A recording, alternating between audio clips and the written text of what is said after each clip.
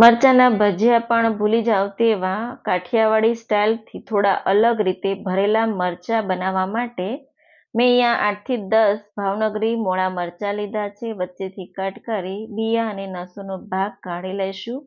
મસાલો રેડી કરવા માટે અડધો કપ જેટલા સિંગદાણાને શેકી લઈશું. 3થી 4 મોટી ચમચી જેટલા સફેદ તલ શેકી લઈશું.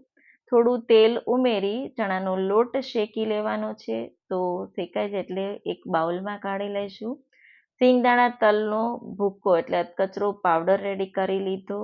શેકેલા ચણાનો લોટ, સિંગદાણાનો તલનો ભૂકો, ધાણા જીરું પાવડર, લાલ મરચું પાવડર, હળદર, મીઠું, ગરમ મસાલો સાથે અજમો અને લસણ ચોપ કરીને ઉમેરી દઈશું.